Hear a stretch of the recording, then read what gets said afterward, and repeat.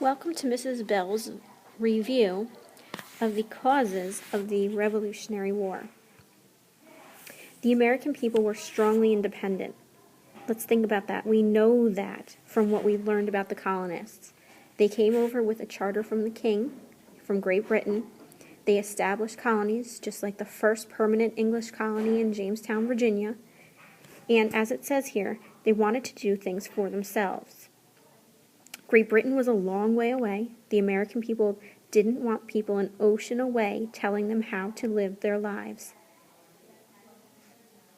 The British government decided to make the American colonies pay a large share of the war debt from the French and Indian War. So far we have two reasons why there was an American Revolutionary War. One, independence.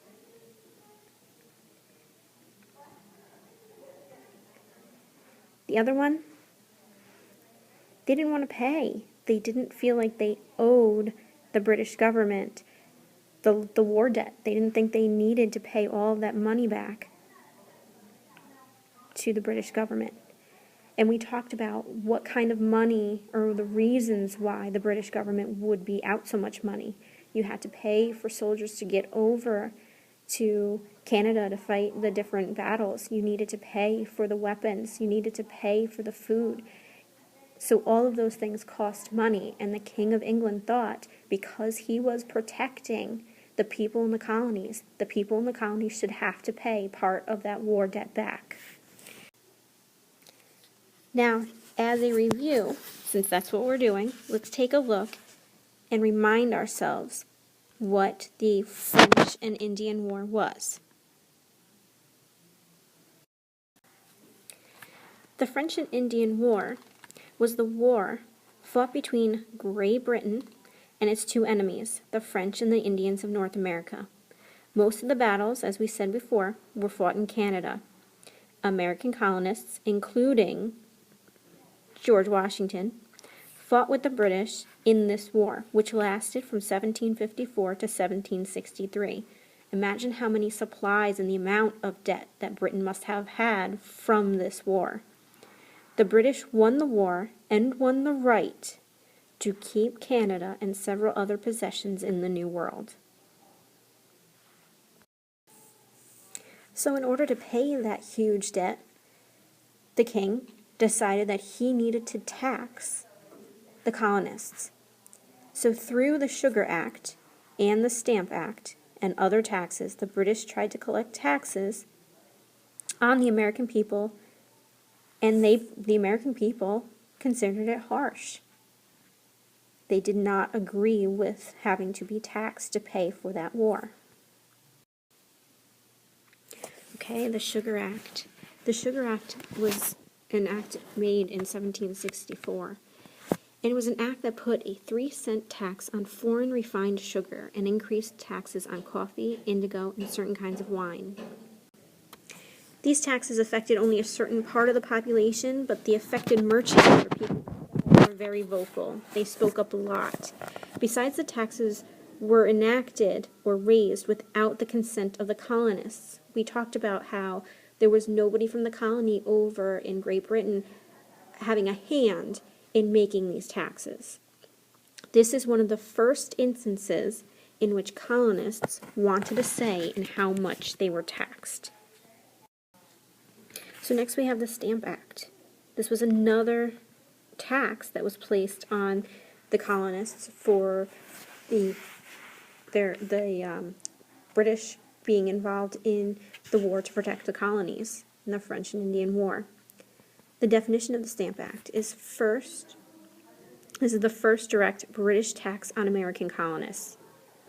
Every newspaper, pamphlet, and other public and legal document had to have a stamp or the British seal on it.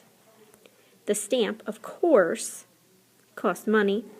The colonists didn't think they should have to pay for something they had been doing for free for many years, and they responded in force with demonstrations and even with a diplomatic body called the Stamp Act Congress. There's a formation of people acting out against something that Great Britain had enacted. which delivered its answer to the Crown. Seeing the hostile reaction in the colonies, and the British government repealed the Stamp Act in March 1766. So it makes me think that the Stamp Act Congress was successful. They took away or repealed the Stamp Act. But at the same time, the British government passed the Declaratory Act, which said that Great Britain was superior and the boss of the American colonies in all cases whatsoever. The Stamp Act gave the colonists a target for their rage. Indeed, the Sons of Liberty was formed in response to the act. The Stamp Act Congress also gave the colonists a model for the Continental Congress.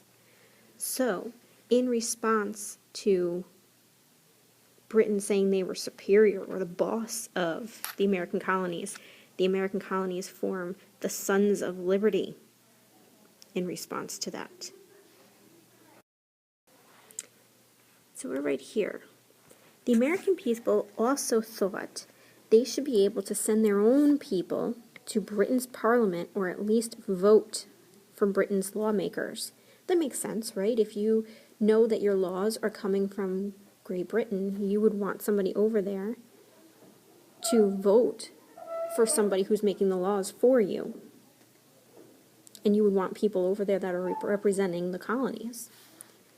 The combination of the harsh taxes and the lack of an American voice in Parliament gave rise to the famous phrase, taxation without representation.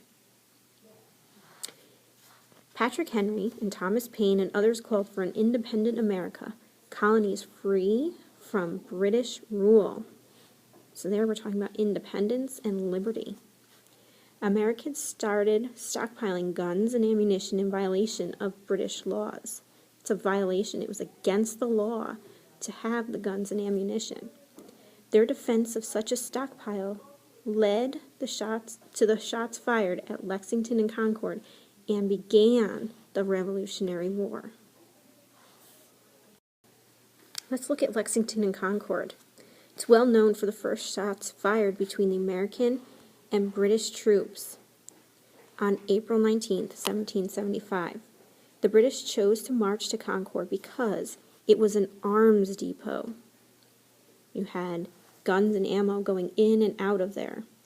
This meant that the Americans had stockpiled weapons there. British troops had occupied Boston and were marching on Concord as they passed through Lexington. No one is still sure who fired the first shot, but it was the shot heard round the world. Both sides opened fire, and the Americans were forced to withdraw. But even though they had withdrawn, they had slowed the British advance. By the time the Redcoats got to Concord, the Americans were waiting for them in force. The weapons depot was saved, and the British were forced to retreat, harassed by militiamen along the way.